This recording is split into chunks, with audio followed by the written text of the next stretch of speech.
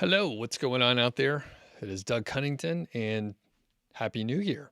Today we're going to talk about finding a niche in 2022, which, if you're a regular to these live streams or to the podcast or anything like that, you probably realize it's generally the same as what we did last year. And I'm going to go through a couple places where you can get some ideas and just some things that you can do if you're trying to figure out which niche you want to focus on. I literally get this question every single week. I get it every single week for these live streams, and it is a reasonable question, but it is a little more complicated to answer. A lot of times this question comes in as, I want to start a new site. Is this niche a good one? Or can you tell me the best niches for beginners? A lot of times, if you're asking such a question, you are a beginner. So if you are just getting started, you may think, maybe there's just a list of niches that are really, really good and they're really easy to get started. Or it may come in as, I'm a beginner. What are the most profitable niches? Which actually is a little complicated. And I'll tell you straight up, the most profitable niches are usually the most competitive because they're the most profitable. And what happens for those most profitable niches is you end up in a situation where you're competing with people that are very experienced.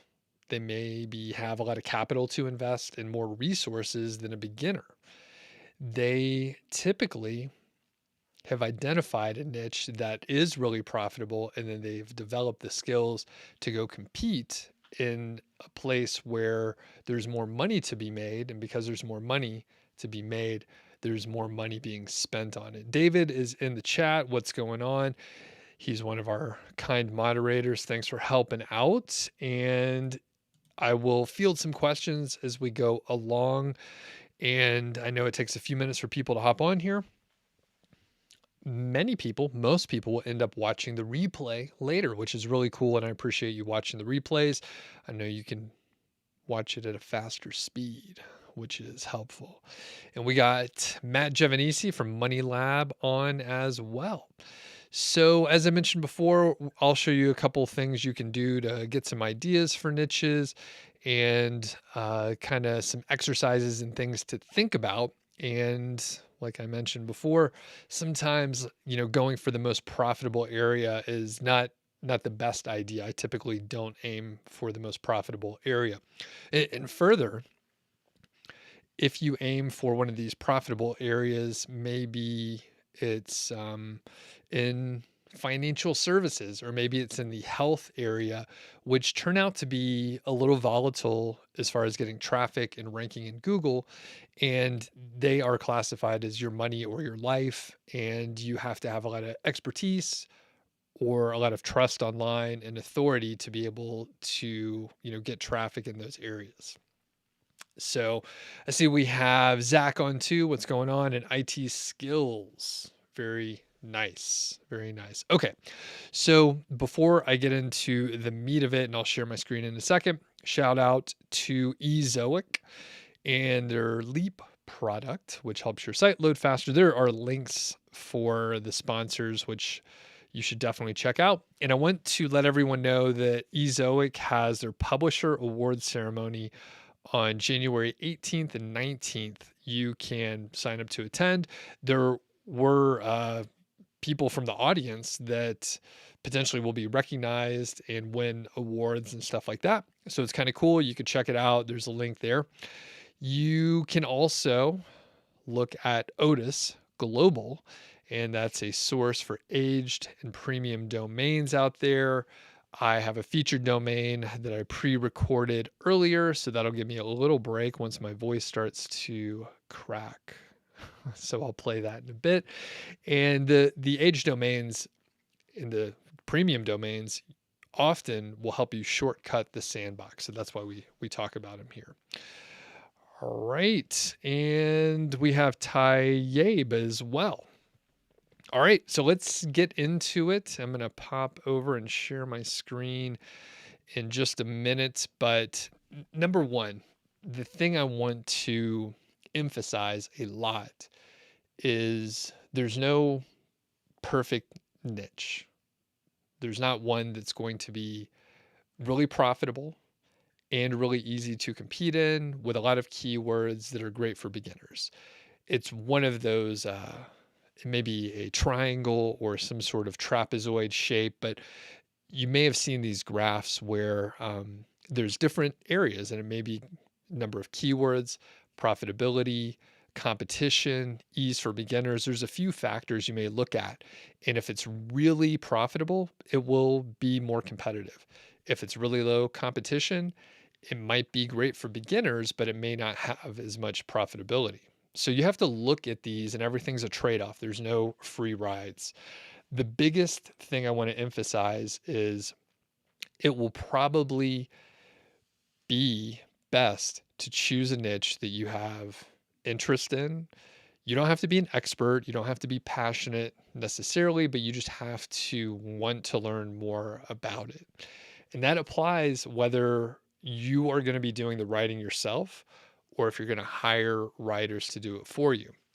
It is generally a good idea to do some of the writing early on, and maybe it's only like, 2 to 5 or 10 articles, but just to give you an idea of the amount of work that it takes to write one of those articles.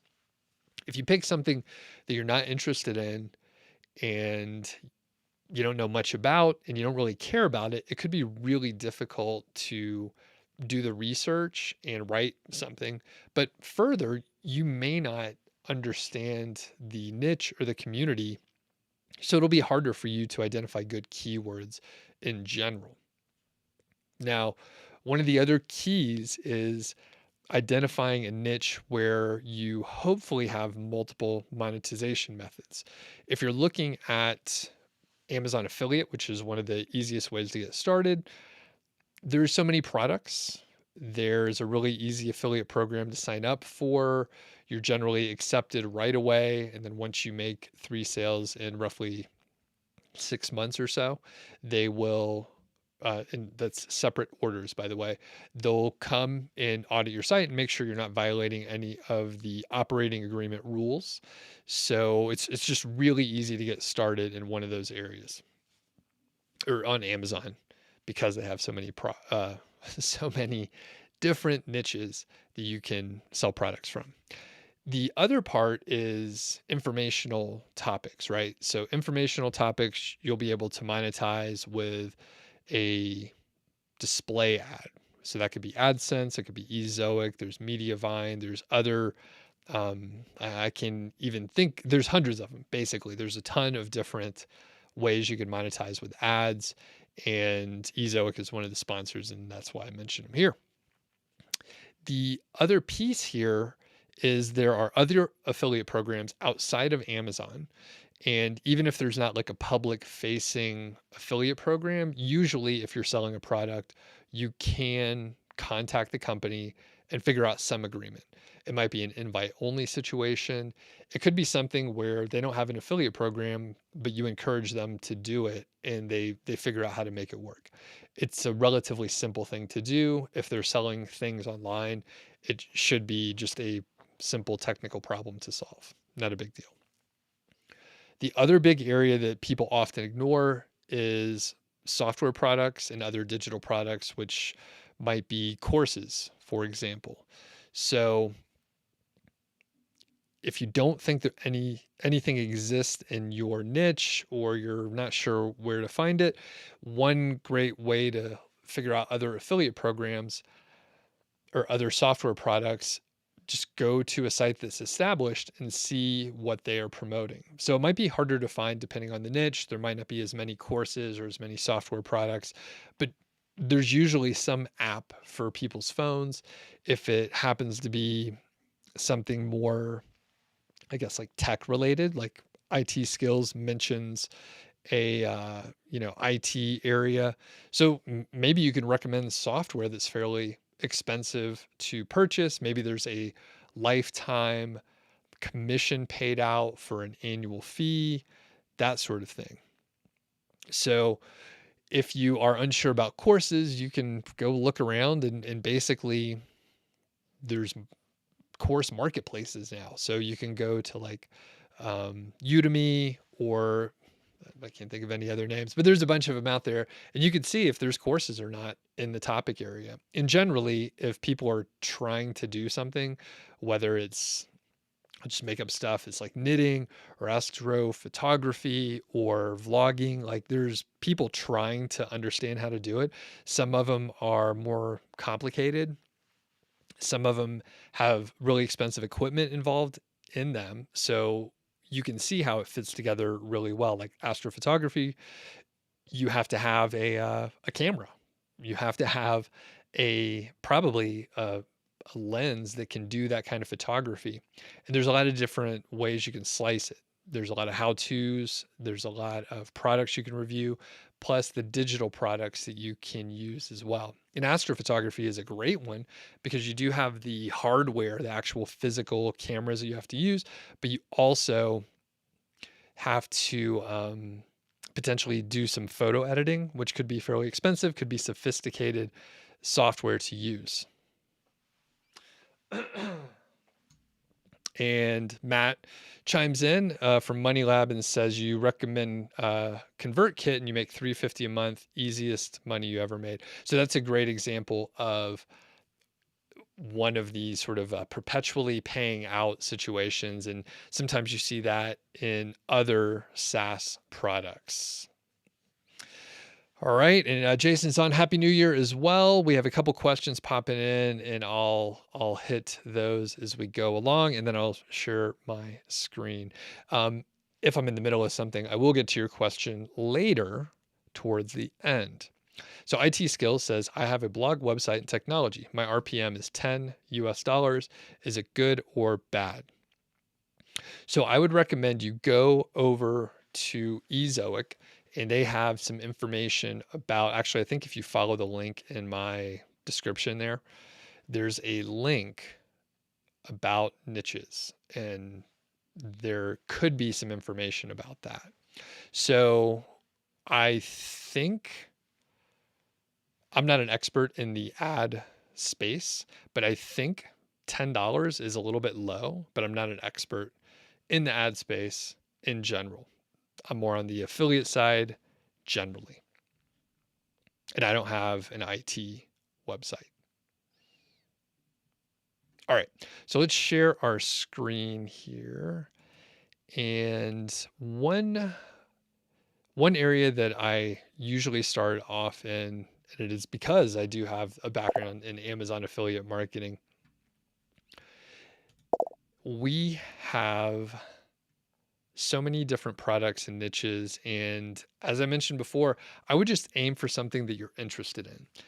If you've done this for a little while, if you've built sites before and you know how to make them work and you know that you enjoy the process, it doesn't matter as much which industry that you work in.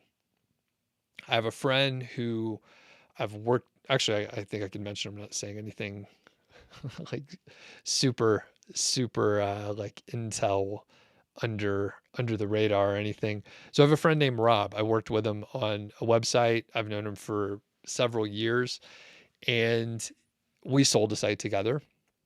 He's built other sites and sold them, and he's been very successful in most, maybe not most, but he's been very successful, extremely successful on certain sites. Some of them failed, like everybody's, but the ones that worked out well, they worked out great. He really enjoys the process and doesn't really care much about the specific niche. He likes building sites. He likes doing the keyword research. He likes a lot of those details. And Matt is telling me you can hear the chat bubbles on the stream. Okay. I don't know why that is. Is it sound effects, system audio? I don't know why it's coming through. I can mute the other shit, I guess. Is it system audio? Shouldn't be sending that through. Anyway, okay, so I turned off the system audio. Thanks, Matt. I had no idea. I think it's probably been doing that forever. Okay. So the point is, Rob enjoys the process. He doesn't really care what niche it is if he identifies something that looks to be fun to work on, he will probably go for it. But this will actually tie in a little bit. We'll take a look at the outdoor space. In a few minutes, I'll show you a premium age domain out there that would actually fit really well for the outdoor niche. So you can see this is kind of general stuff. There's a scooter on here, different things that, I guess you can use them outdoors, but I'm thinking more like camping, hiking, like outdoor gear. These are just a bunch of random sort of things, but you can narrow it down and look at, for example, outdoor recreation, outdoor sports and accessories. And there's just a lot of different ways you can sort of navigate through it. So I think we'll look at outdoor recreation. Okay, and Matt is helping me troubleshoot. He says it's an Ecamm, it's a setting. I had the same thing, and everyone in the comments kept mentioning it, and I couldn't figure it out for the longest time. Well, I'm going to use it as a feature this time, and whenever you hear the very kind bubble, the chat bubble noises, someone posted something.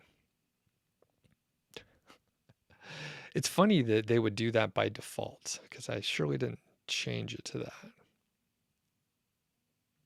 Okay, so now we're getting a little warmer, and we have like traction ice cleat crampons, and there's a lot of different products. So basically, when people say, hey, is the outdoor niche good? Is the IT niche good? Is it good if I work in the photography area? Basically, the hard part with that is it really comes down to what you're interested in, because you're going to have to work on this site for many, many hours. And the fact is, when we zoom out here and we look at like all the departments out here, which are way down here by department. So when we zoom out and think about all the things that you can buy out there, if people are buying it, then it is a viable niche. It is something that people would potentially land on your website. Maybe they find your YouTube channel or something. They will potentially buy it via your link. So if people are buying things and you can see that there's a market out there, then the answer is yes. It will probably work out. But for me, I don't care anything about handbags, for example. So going into the handbag niche, while it could be profitable, it would be really boring and I wouldn't enjoy it. So I wouldn't aim for that one. Now, one good thing is as I pop over here, I see the prices are actually pretty good. And that's one thing you should look for. There's a wide range of prices here. So from a pricing perspective, I see just on the top line, when I've navigated over here, there's some in the, $50 to $100 range roughly. And I know if I see that, there is an even wider range where sometimes they're going to be like this one here, that's $22. Sometimes they're going to be a lot more expensive. And we see there's 187 just below it. So there's a wide range of prices. That's great. What I don't want to see is mostly everything is super cheap. So if you found a niche, and I'll just throw one out and say like maybe like children's books or something like that, those are probably going to be relatively inexpensive for the most part. Sure, there's going to be an exception here and there, but generally those are going to be very cheap items, and you will have to sell a huge, huge number of them. The problem is there's not that many people searching for it, and you could figure that out with keyword research tools. And I know some people don't want to use any keyword research tools, or they think that the numbers are wrong. They're just estimates, and they can give you an idea in a relative sense that people are searching a lot more for maybe best DSLR camera than they are for best handbag, best crossbody bag for travel. There's probably fewer people searching for it. And even if there were some people searching for it, you can again see in a relative sense that well, I'll probably get a lot more traffic on something where people are doing research for it.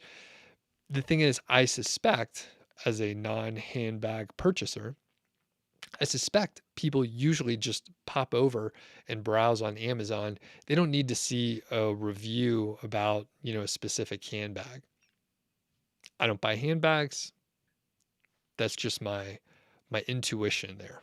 So, if you can find some products, that's great. Now, you probably could and should cross-reference and say, are there digital products in this area? So if you think about the hiking example that I gave before, hiking, outdoor, camping, recreation, all that kind of stuff, there are products out there. There's like All Trails. There are courses on the topic. For handbags, there may not be courses.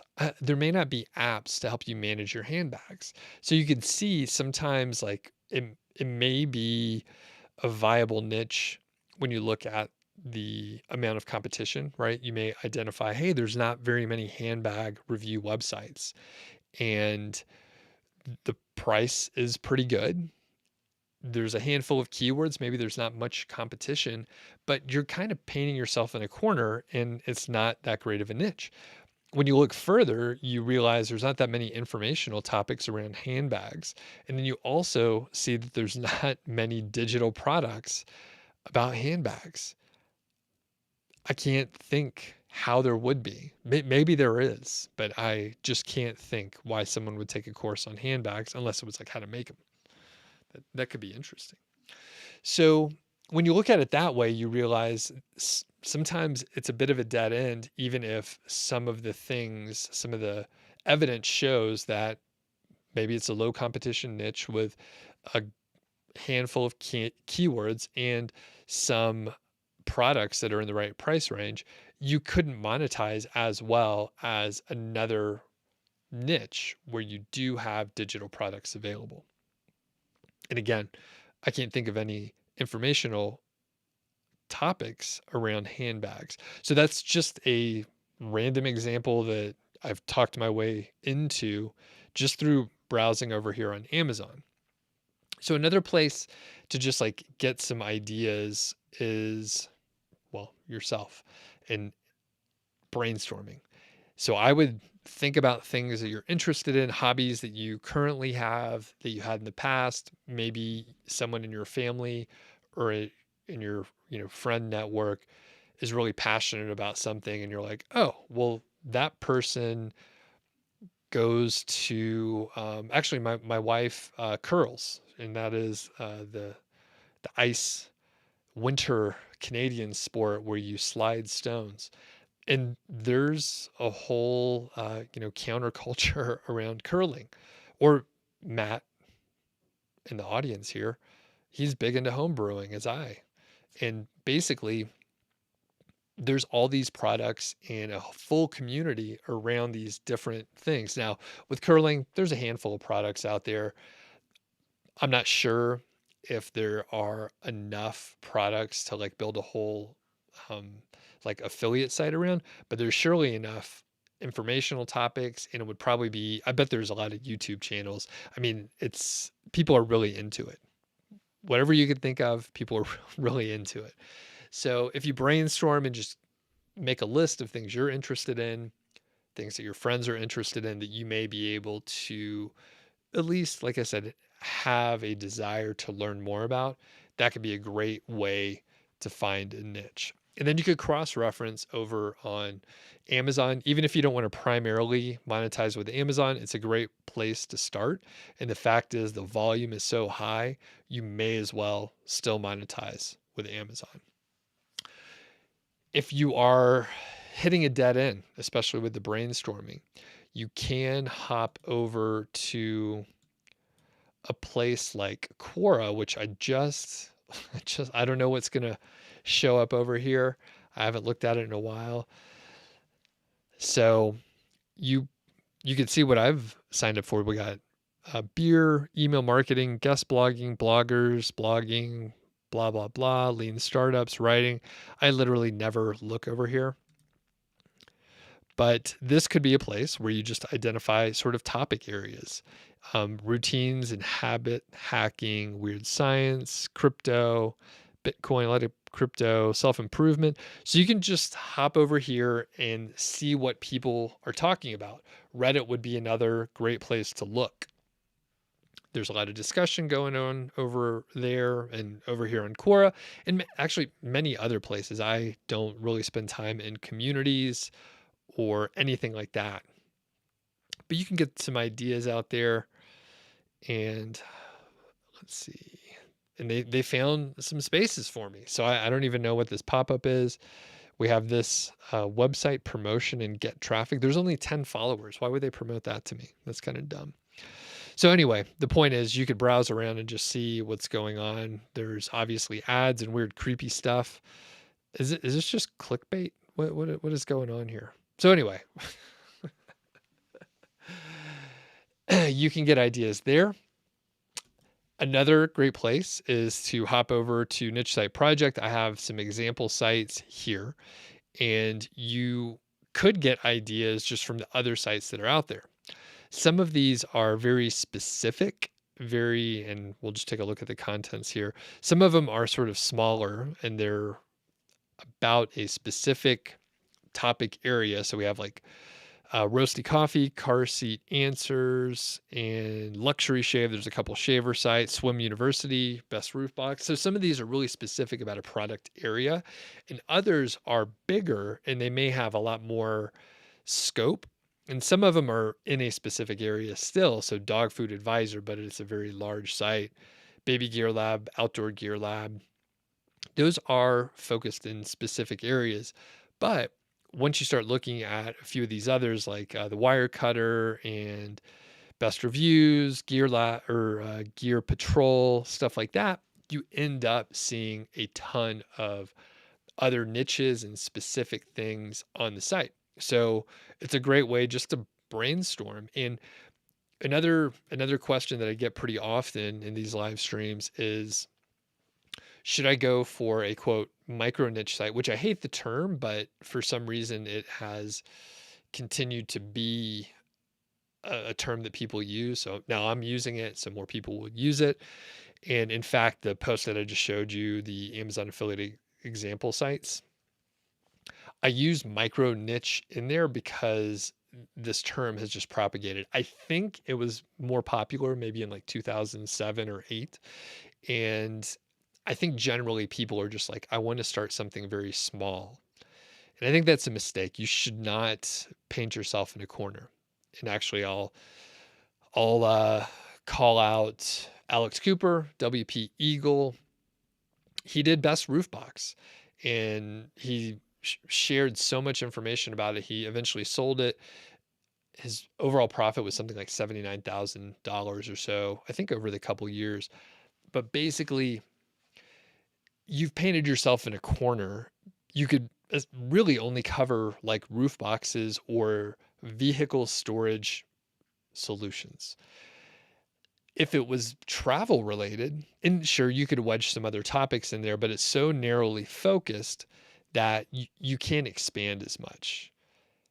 And that's unfortunate because it would be nice if you were able to expand. The other part is if you're looking to sell a site, some buyers out there will look at a domain like Best Roof Box and say, that's an exact match domain. That is not a good idea. That could be a problem. Now, whether it is or not is debatable. Sometimes that will help you out, but it's a tactic that was used a long time ago, and Google kind of frowns upon it if it's abused in a certain way, which is beyond the scope of what we'll talk about today. But essentially, what I'm getting at here is it's great to brand your site a little more generally. So if you're thinking about roof boxes, maybe you go up a couple levels and you think about like the vehicle accessory space. So a counter to this is Own the Yard, which is another public site by Spencer Hawes at Niche Pursuits. So basically it's like anything to do with the outdoors, and it could be like outdoor in the yard. Sorry. So Own the Yard. outside, and there may even be some things that are inside the yard, like inside the house, but it could be outdoor fireplace situations. It could be how to decorate your outdoor patio. It could be building a patio. There's like so many things that you can cover, and it could be informational based and it could be product review based. So those are like sort of a contrasting way to look at it. So when you're thinking, hey, should I do a micro niche site? Maybe, but I would advise most people not to do that, because maybe in the future you want to expand it, and it's a problem to solve, but you don't have to paint yourself in a corner. Now, a couple quick examples that are sort of counter and maybe a little confusing. So we have Swim University and Roasty Coffee, both created by Matt. That's Money Lab in the chat here. And those are on specific topics, but there's a wide breadth of products, number one, and there's like full communities of people out there. That's really important, I think. I mean, you can be in a niche where there's not a community, but if you're narrowing the focus into swimming pools, for example, it's kind of nice to know that there are, many, whatever, probably millions of people with swimming pools across the world that want to buy stuff, and they need to understand how to do it. And there's products that they could buy. So there's a community, even though there's probably not like a pool owners association where people get together and meet every month and talk about their pool, but there are people that have pools that want to figure out how to do it. Okay. As we look at the non-micro niche sites and the multi-niche sites that people ask about, they're like, hey, I want to be a multi-niche site and I want to have basically like 15 different huge niches. I don't recommend that you do that for your first site. It will be very difficult for you to compete with the sites that you are not realizing that you're competing with. So who do I mean? I'm talking about like the Wirecutter, maybe Gear Patrol, Top 10 Reviews, like these bigger sites where they cover like everything. And like the Wirecutter is owned by New York Times. Like there's sites that are making a lot of money, and there's sites that are employing like a full staff of people. There's an org chart, there's like a CFO, like these are big companies. So if you're thinking, hey, I want to cover every niche out there, like I want to compete with a Wirecutter, awesome. Don't do that for your first site. You should probably like figure out how to do some of the basic things first, and then you can compete on a bigger level. And sure, I mean, you may be able to do it, but the problem with that is the timeline to get success or feedback that it's actually working would be very long. So if you work in a smaller, like a single niche, like coffee or outdoor hiking and camping and stuff like that, you're competing maybe with some bigger sites, but there are smaller sites and you can cover the material a little bit better. But if you're like, all right, I'm going to compete in everything and I need to be able to write all these articles on a wide breadth of topics, you may run into issues. Actually, you most likely will. And if you're like, all right, I'm going to compete with these huge websites that have been around for 10 years, it's going to be much more difficult. You can do it. Like those sites will have competitors that'll displace them that probably hasn't started, like the sites have not started yet. Like eventually these sites will be displaced. Can you do it on your first try? Maybe, but it'll be really hard. And the thing is, you may want to quit. So the goal is to keep going. Pick something where you're going to keep going. So I'm going to hop over to the chat in just a minute. I'm going to take a quick little break and play a clip from our sponsor. Here's our featured domain for today. I'm going to try to pronounce it waytokubuli.trail.com. And we're looking on the web archive here on the Wayback Machine. And this is just a little snapshot of this domain from back in 2018 in April. And this is actually a national trail in Dominica. So I actually don't know much about it at all, but there's a lot of information here just in general, so you can go have a look there. And as I mentioned, this is from Odys, and that's the source for premium domains. And they have these age domains that have some pretty amazing links. We're actually going to take a look over on Ahrefs, and let's just have a quick look before we hop over on Odys at this specific domain. So we have a logo. So the logo comes with the domain. If you get it, you can see currently the price is listed at just under $7,000. But the thing is, it's about 12 years old. And I believe this would be a perfect domain to build an outdoor site, especially if you're a hiker or you enjoy travel. You can have this information about the specific trail or similar trails, and it would fit perfectly in the niche, and it would make sense with the other domains that are pointing at it and the referring domains and all the backlinks that make this a powerful domain in general. Additionally, you can recommend products, but the thing is, in general, there will be almost unlimited informational topics that you can cover. So quickly, before we hop at Ahrefs, we're just going to scroll down and take a look at a few of the snapshots here so you can see different periods of time for this specific domain. And as I mentioned, it is 12 years old, started in 2010. And when we look over at Ahrefs, we can see that there are a decent number of backlinks, so 190 referring domains, a domain rating of 34. Currently, it's not getting any traffic, so these domains are typically picked up from auction or acquired in some fashion, and there's nothing on the sites right now, so that's why there's not any organic traffic listed. However, we can see if we click over that it has, a reasonable history just in general, and there have been some ups and downs, and it looks about maybe like the middle of 2020, the site was generally offline. And when we look back, we see it wasn't getting a huge amount of traffic because it was so specific, and the content that was on there was so specific as well. So we'll take a quick look. And here's the thing, there's 141 do follow referring domains, and they come from pretty ridiculous sites. NewYorkTimes.com, USA Today, Telegraph.co.uk, National Geographic, Lonely Planet, Travel and Leisure, Euronews, All Trails, National Post, and so on. Outside Online, Shape, and 140 of them. So this is why, even though it wasn't getting a huge amount of traffic, the domain rating is pretty high, and it remains high.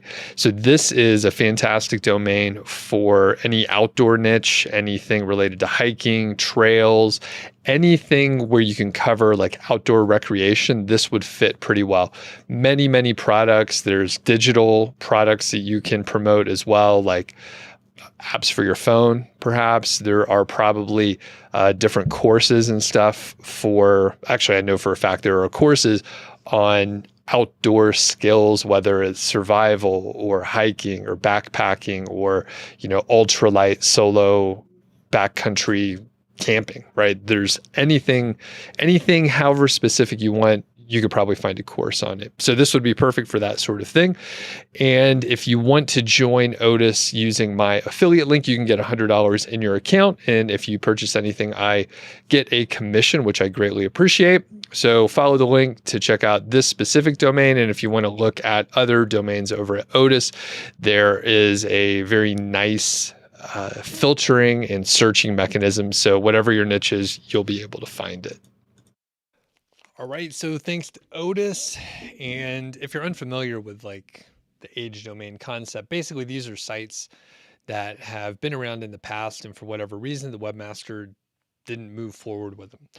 Typically, not always, but typically Odys is picking these up via auction, so they have not technically expired. Although sometimes the content is, not there for a little while, as we saw in this one that I just featured. But the idea is there's already all these backlinks, so you don't have to go and build backlinks from the beginning. You maybe don't have to do any at all. So that's the main idea. In some cases, people have seen the Google Sandbox being much shorter. So I'm going to hit the chat here and then we'll swing back and look at Gear Patrol. So let's see what questions we have out there.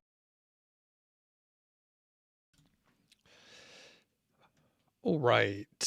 So Dan's on. What's going on? Good to see you. And Dan listens to the Mile High 5 podcast. So shout out to my two podcasts. So one is the Doug Show. I talk about same topics as I do here. So affiliate marketing and SEO. And then I have Mile High 5. I have a co-host, Carl Jensen, and we talk about personal finance and financial independence. We have a lot of cool guests, a lot of cool ones coming up soon. And we have a YouTube channel if you like to watch videos. All right. John's on as well. And then we have Novit. I got a cough here.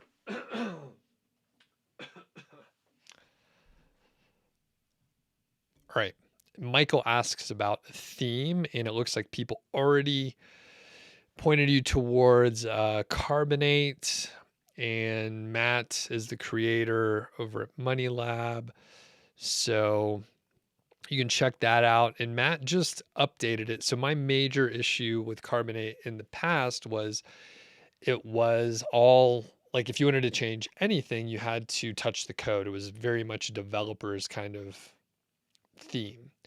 It was simple to do, but dangerous. If you're in there messing with the code, you can mess things up. And if you are not a coder, you wouldn't know that you mess things up. But now version 2.0 came out recently, and it has the normal interfaces one might expect. Further, Matt says, brand big and start small. So, yep, I usually say you want to brand your site and domain in a broad way to give you flexibility to expand in the future if you want to. You don't have to, but it gives you that option in the future. And it gives a purchaser, if you decide to sell your site, the flexibility to do that as well. And Matt mentioned specifically Roasty Coffee. You started with pour over coffee specifically. So it was a niche within a niche, just people that are really into coffee, and there wasn't that much information about it online. So it was a spot where you could actually like rank pretty quickly. If you go take a look at Roasty Coffee nowadays, like Matt sold it a while back, but if you take a look at Roasty Coffee nowadays, it has expanded quite a bit and expanded in like the monetization areas as well. So you could look at the example site or the example list on my site, Niche Site Project. All right. And if you have the opportunity, hit the thumbs up in the on the YouTube side. Helps people find the videos. And this could be one of the videos that actually, because I put in how to choose a niche, people may actually find in the next little bit. So much appreciated. Or if you're watching the replay, leave a comment. And John mentions you found that my site is too broad, but then you cluster down and you focus on one niche and the low competition keywords. Yep. And that's exactly the way you could approach it. If you did want to have like a site that covered a broad range of things, I would still recommend that you focus in sort of a more narrow area and then develop that, get traffic, get it established, and then start working in another area. And then you can keep growing, but I think it would be really hard, especially for a beginner or someone that hasn't had a few successes and exits, to try to compete and say with a site that has like maybe 5 niches. Like that would be really hard to do. Very difficult.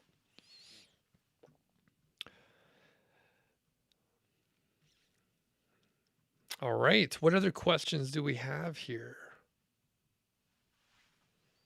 What other questions do we have? All right. Now let's take a look.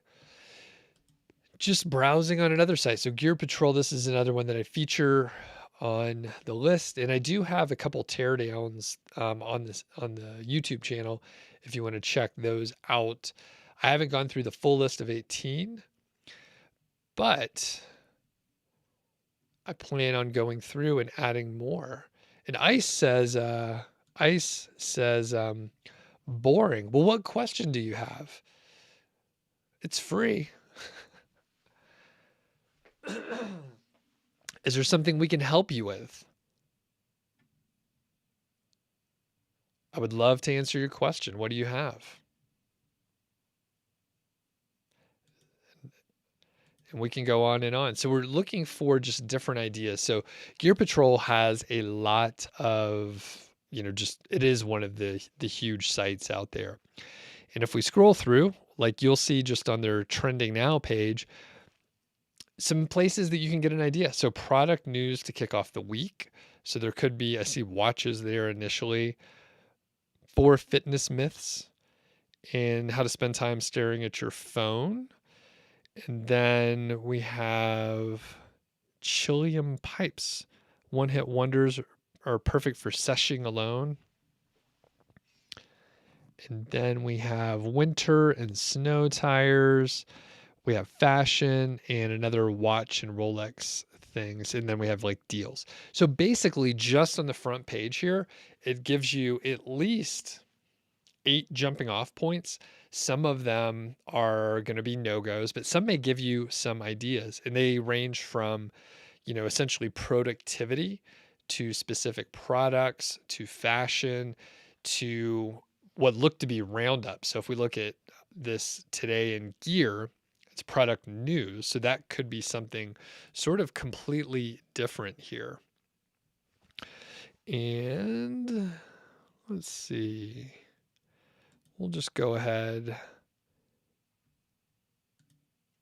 And I see Matt was moderating out there. Thanks very much. I just kicked the person out. Feel free if anyone's rude, just kick them out permanently. We have a zero tolerance policy.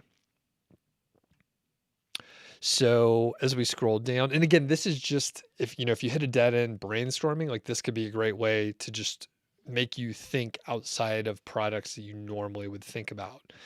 So we have shoes.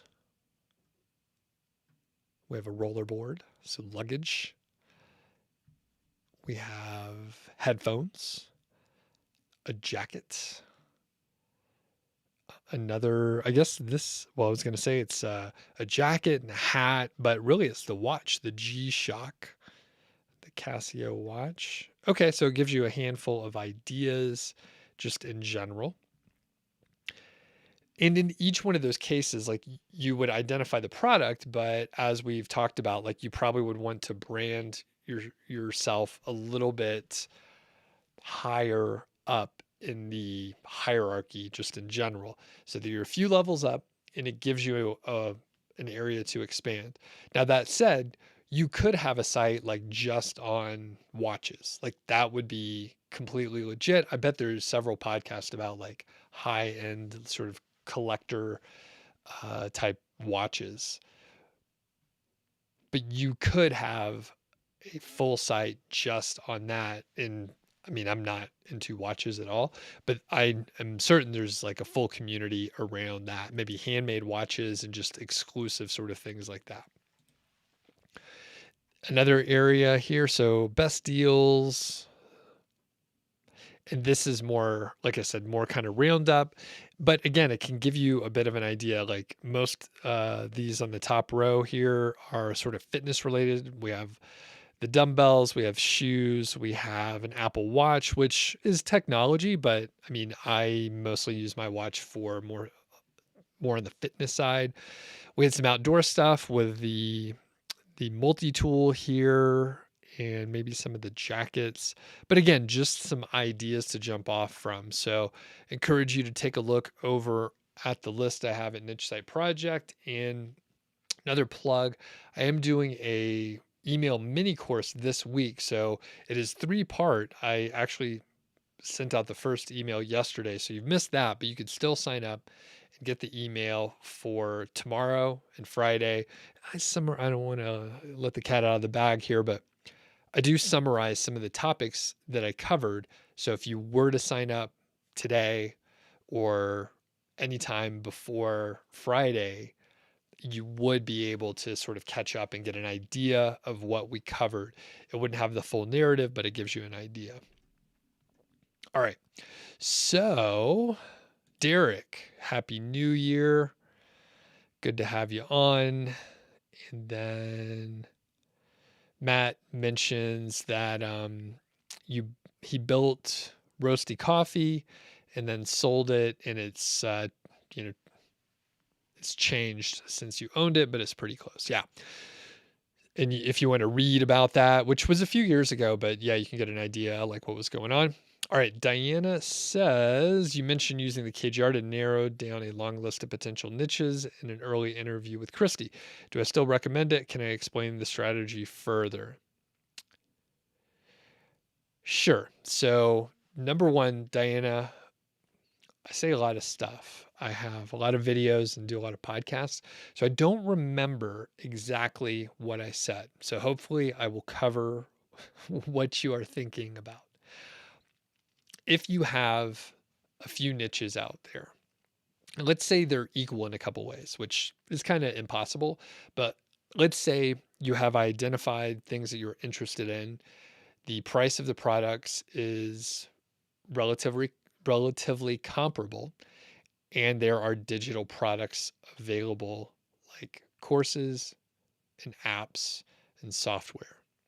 So if you've identified a few niches where it looks like they're pretty equal on that front, you may be able to look for KGRT keywords, keyword golden ratio keywords, and see that one of them has a lot more KGR keywords. Now, usually, if you can find some of the sort of, I call it mid-level search volume keywords, and I mean maybe between like 500 to 1500 searches per month, something like that. If you could find a handful of those, maybe like 10 or 20 of them, 15 give or take, if you could find a handful of keywords in that range, you probably will be able to find a handful of KGR keywords for each one of those as well. So you could have hundreds of keywords based on just finding a handful of mid-range keywords and then find more KGR terms. So as far as narrowing down a niche based on KGR terms, the number of KGR terms that you find initially might help you get traction sooner, which is really important. It feels good to start seeing more impressions on the Google Search Console, to start seeing more traffic come in, of course, to earn money, but like in those early days, it can be discouraging, especially when you pop over to my channel, you go to YouTube, or you look at your favorite blog and you see these success stories where it's like $10,000 per month in 6 weeks with no keyword research or some other kind of bullshit, right? So it can be discouraging if you only hear all these success stories and you don't see like other people struggled to get their site where it was, right? We publish those because we're trying to get views and we're trying to get people's attention. And unfortunately, those are the things that work.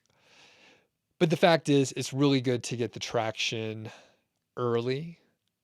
It's good to see that. And if you could find more KGR terms, then typically you're probably going to be able to get traction sooner. Now, the other portion of that is, even if you find KGR terms, you should Google the term, see what comes up, see if it's similar sites, similar to what your site will be in the future, Or is it e-commerce sites? Have you found a keyword where Google is ranking other sites in general? It can be a little more straightforward with informational topics. And I know there's a bigger set of just informational keywords than product. And we're also seeing more of kind of a migration, a necessary migration to sites with more informational topics. A lot of times those are going to be a little less competitive. And the other part is Google is basically hitting affiliate sites that have too many reviews. And I'm not sure how they're, cracking down, but like the last few updates, they're product review related updates. So having more and more informational topics seems to be a helpful thing. And there's ad networks and software companies. Ezoic wants to be called a software company where they display ads on your site and you can earn money from that. And those informational keywords are great for that. Okay. And we have a few more questions here.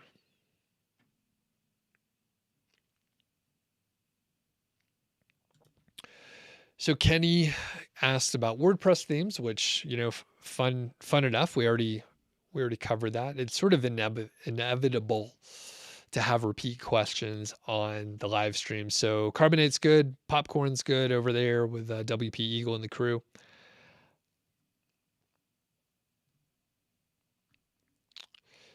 Newman says, best printer for book publishing, search and kindly tell if it's a good commercial keyword. Yeah, so one thing I like about that is it's specific. So it's a very specific one and it's a long tail keyword. So that generally is probably a decent keyword.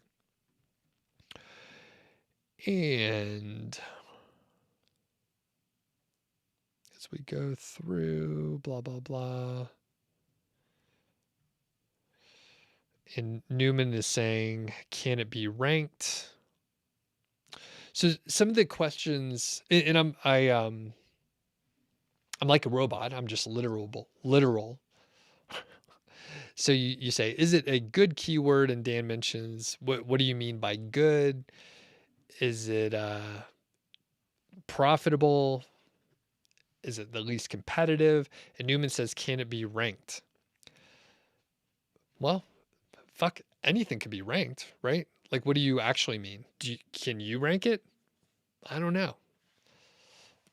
One could rank it. I mean, if anything is searched for, like something can rank for it. So like, what do you actually mean? And I think you're saying, can you rank it? And maybe, probably. Dan gives some good tips, like use a tool and analyze it and stuff like that. But the fact is, like, anything can be ranked, right? So the question is it really hard? Is it easy? Just in a general sense. So one thing you could do is just look at the competition, kind of gauge the quality, the length. Is it easy to understand? And all that. All right.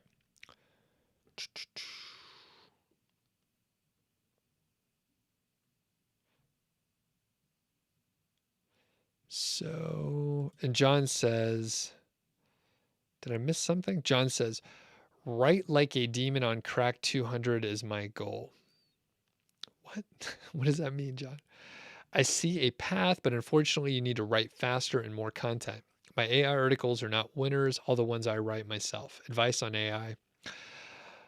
I would say write it yourself.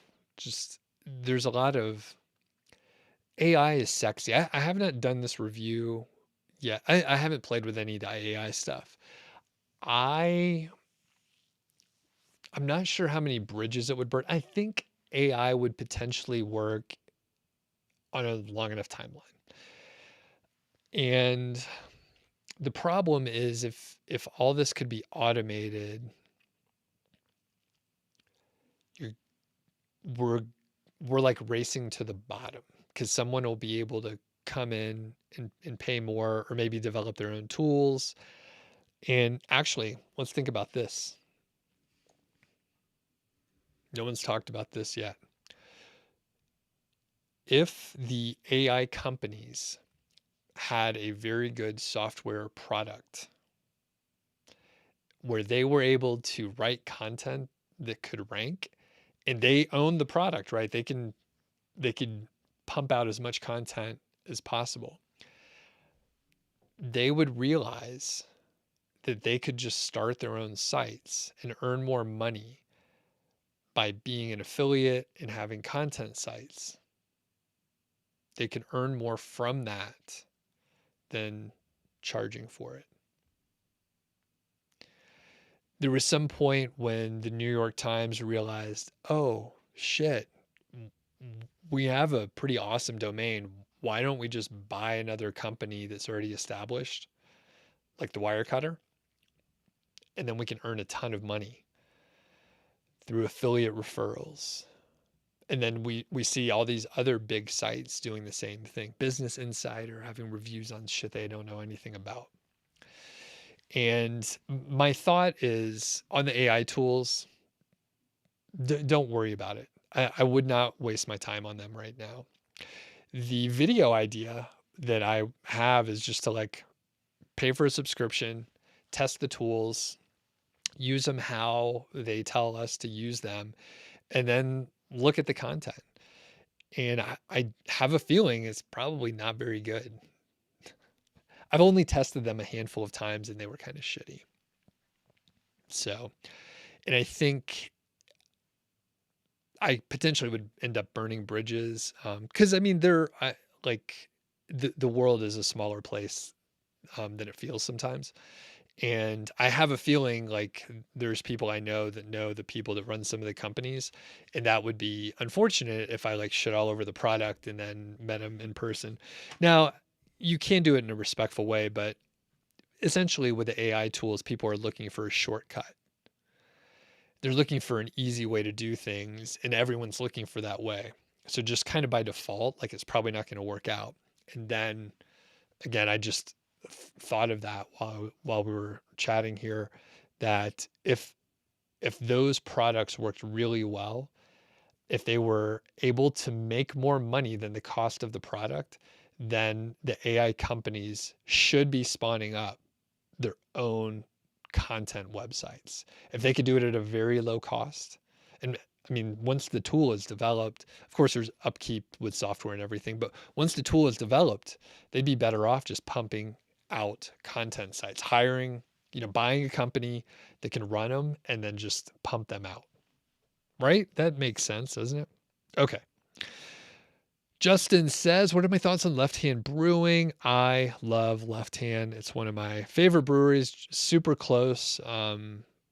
Carl and I were just over there the other week when some folks were in town. Love Left Hand. And I don't have a keg from them right now, but I often buy like a case of beer from them.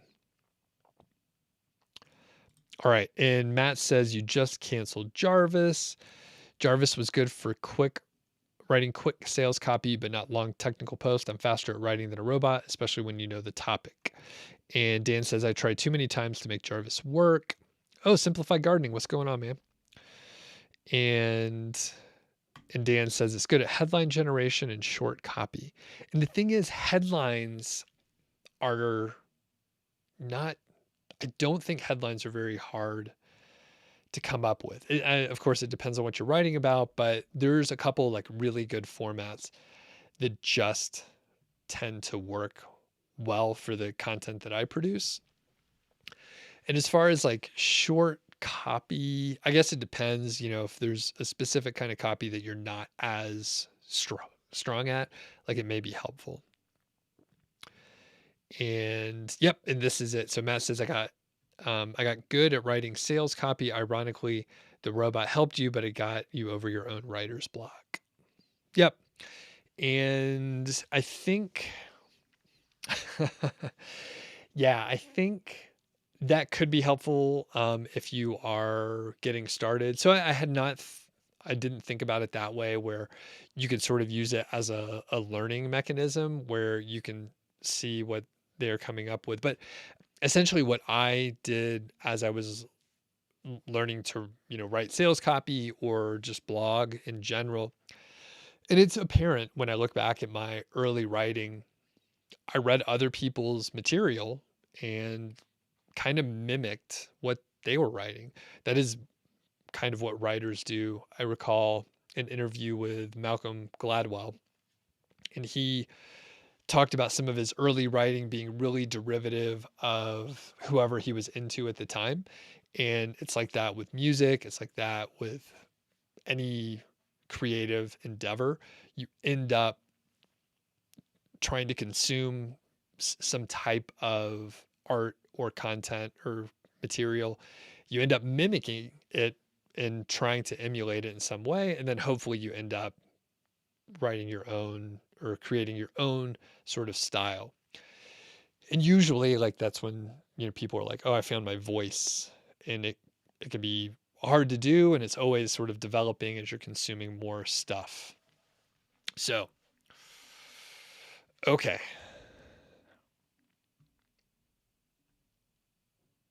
Oh yeah, Justin says you love their stouts. Yeah, I had a few that day. Actually, and Matt was supposed to get over there, but you missed it.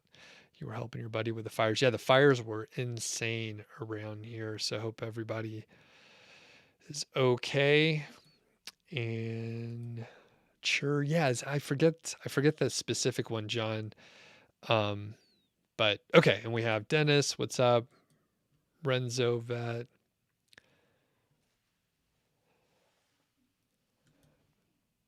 And Headline Analyzer helps you write headline. It gives you scores. Nice. Yeah. And then Simplify Gardening says I took it out when they relaunched it. So talking about Jarvis, and I find it quicker to write a blog than rewrite Jarvis.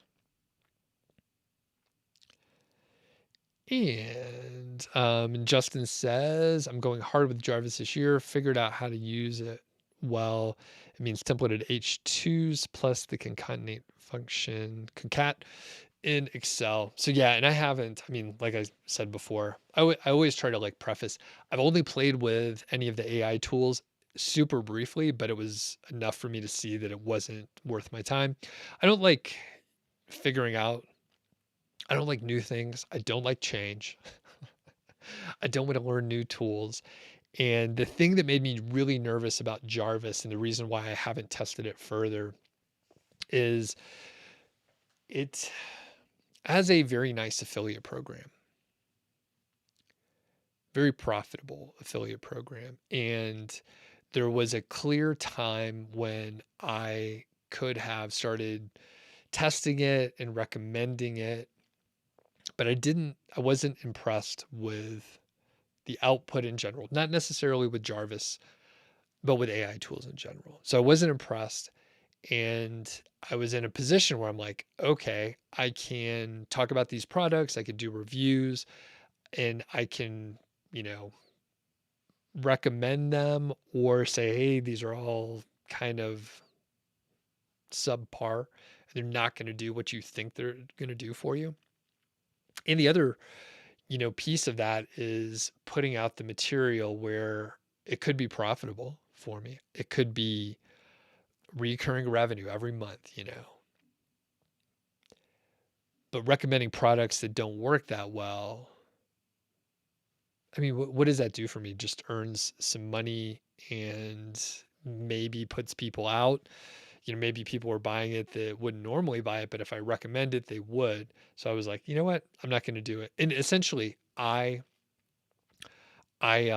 don't I don't think I want to put in the time to learn how to use the tools. And again, if we put it all together, shouldn't those AI companies be starting websites? If the tools work, shouldn't they be starting websites and just getting a ton of traffic in different topics? This will make sense to me. Maybe that will happen and they'll sort of take over. I suspect, like, Google or Facebook would buy them first, and then they would take over, which they are. Taking over, not buying.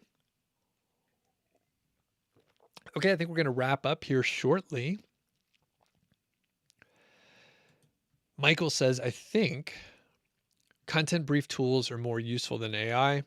Good observation. And then you know what topics are in the top 10, what to mention in the article. Brilliant point. I agree 100%. Newman says change is good. Yeah. And Matt says learning new tools takes up time, which is better spent on writing or filming or recording or going on a walk outside or doing nothing or reading.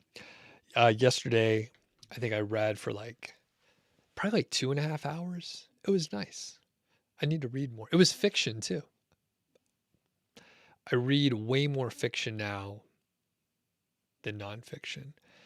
I can't remember who I was talking to recently, but they were like, "Oh, I don't read fiction at all." I remember I used to say that, and I think I was sort of maybe posturing a little bit that I was reading, but I was doing something productive. And now, like I said, I read a little bit of nonfiction these days, but it's mostly fiction.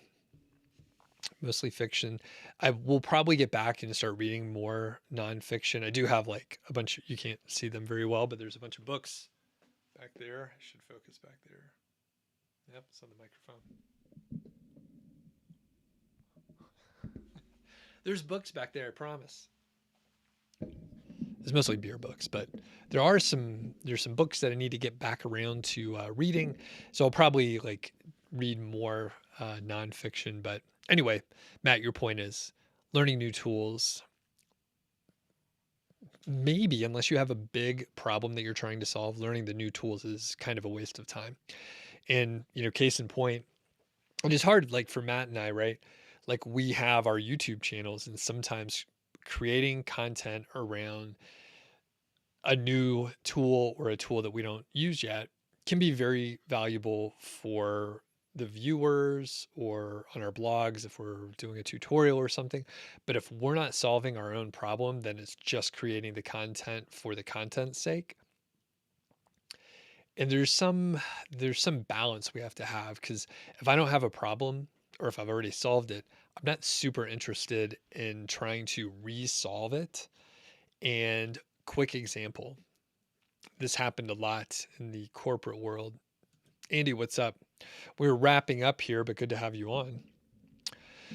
So migrating to a new tool or changing a technology has costs beyond the cost of the product. So for example, in the corporate world, I know I got a lot of IT folks in the audience here. If you have a vendor come in and they're like, hey, we do everything that your previous tool did. Great. That's a non-start. That is not cheaper, right? It would have to be considerably cheaper right away. Generally, though, it needs to be cheaper and do more. It needs to solve more problems. It needs to be better because there's a cost to migration. It takes time. So for example, in our world, we may have a plugin that helps us with affiliate links in general. And there could be another tool out there that is 20% better, that does 20% more, and it's faster, and it's a little bit cheaper. It needs to be 5 times better, because it is a pain in the ass to switch over and migrate to a new tool. There's artifacts from the previous tool, and then there's new configuration that you have to figure out. So because I have the channel and the blog and stuff, people are like, hey, do you want to try my tool? You could try it for free. I'll just give it to you forever. But if it's solving something that I already solved, I'm probably not going to go for it. The other thing is people start shit all the time and then they don't finish or follow through. So if someone hasn't provided a proven track record, or the tool hasn't been around for a while, I'm hesitant, because people people are like, yeah, I'm working on this thing. It's like 90% done. Want to check it out? Give me feedback. No, I don't want to do it. Okay. And the last little bit here.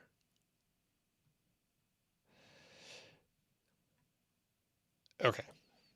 Matt says, I read mostly beer books. You just got the cask ale one. Yeah, when's the cask stuff happening? I'm ready. I'm ready for it. Okay. Newman says, what do I think about Meta? I have no thoughts. NFTs will affect blogging. I don't think NFTs will directly affect blogging. More people are going to video content. Yeah, I mean, I think video is important. Obviously, I spend a lot of time doing video, watching video. I'm into it. Oh, and I don't know the Norwegian farmhouse brewing. Okay, that's cool. Andy mentioned self-development books, and actually a lot of them are behind me. That's a lot of what I read as well in the nonfiction area. And everyone talks about James Clear's Atomic Habits. And I'm not I think I have the audiobook, but I read one thing I realized. Okay, small tangent, then we'll wrap it up here. One thing I realized is if I just did the things that I have read in books that I've already read, if I just did like those 15 things, like I've like I just need to do those. I don't need new things to do.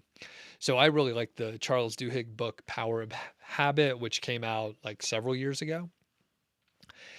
And one thing I realized in these self-development books and books like Atomic Habits, which again, I haven't read, they typically cite the same studies. So if you read a bunch of these books, you will see they reference the marshmallow test, the Stanford prisoner experiment from the 70s, and whatever, like 10 others.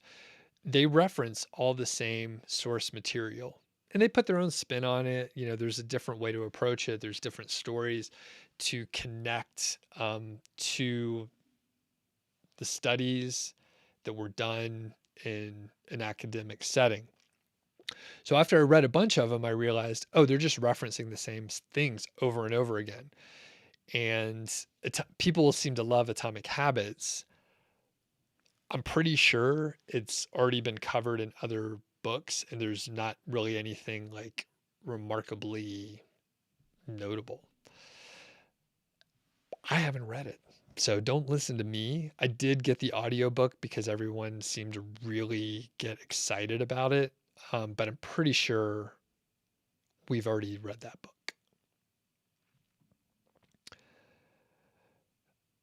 Okay, and Zach says, unless you have a problem you need to solve, learning tools is a waste of time. Good mindset that applies everywhere. Don't go looking for solutions to non-existing problems. Yeah, it's the thing. It's like, especially in our space where there's like all this marketing material coming at you, you're like, oh, I really need to like learn that thing. But if you're not going to use it pretty quickly, like you don't need to learn it. You're just filling your brain with like problems that you didn't even know you had. That's even worse. And oh yeah, and people are just saying, yeah, you're pretty. I agree with you. Matt says it's a great point. Migrating tools is a pain in the butt. Even moving to, if you're like, hey, I'm going to move themes. Everything takes longer than you think it's going to take.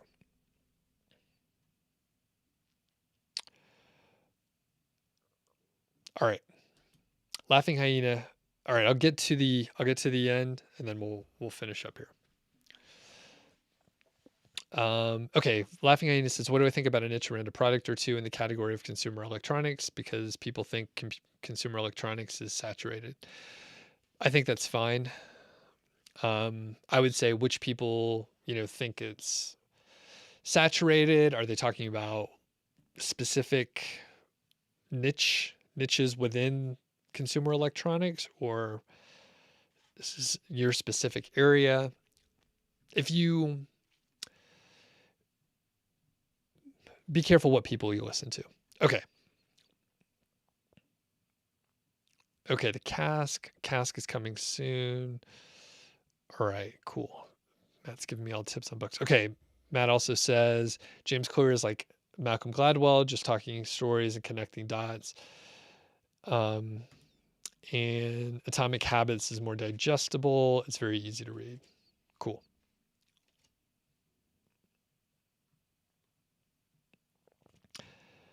All right.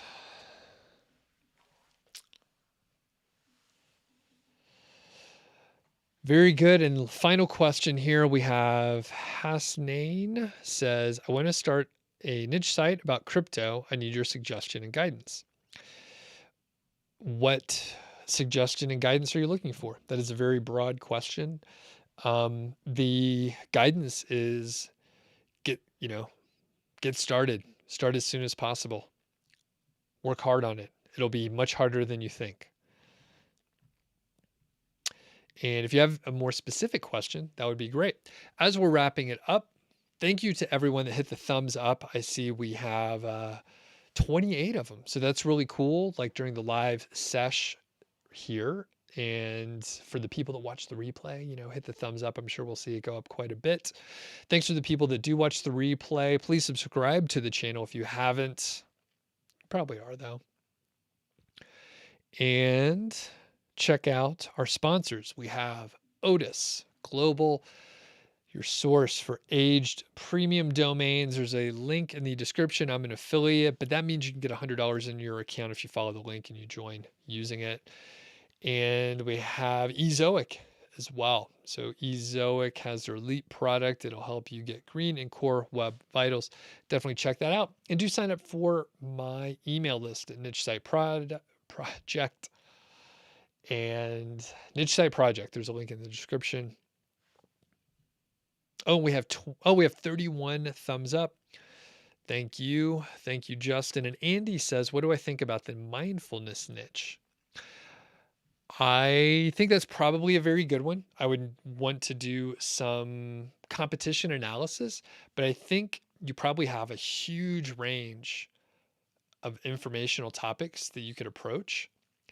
And I think it would be great if you had a strong interest in the area. The good part is there are definitely apps and courses and digital products that you can promote. That is awesome. In fact, it's a growing area that people talk about. Further, if you had the desire, you could create a YouTube channel and a podcast around that niche as well. And they would probably do really well. If you go look around, especially YouTube, and you may, it's kind of adjacent, but like you could find channels that just have, 4 hours of concentration music, right? Or concentration noises. Or maybe it's just like fucking waves or something. Like there's noise going on, which would potentially lend itself to the mindfulness area. I have, put those channels on myself, and you can see like, 20 million views or some insane number of views. And these channels like generally are probably very easy to set up. It may just have, there's one that I have used while traveling, and it's like white noise, black screen. It's just noise looping in a black screen. It probably took 10 minutes to do the video or whatever, and then they just throw it up there. And I'm sure there's a lot of copycats and stuff, but basically, yeah, mindfulness is probably pretty good. I think it's a growing area as well. Okay, that's it for today. I'll catch y'all next week. Be sure you're subscribed. I'm not 100% sure what time or day it'll be, but it'll probably be Tuesday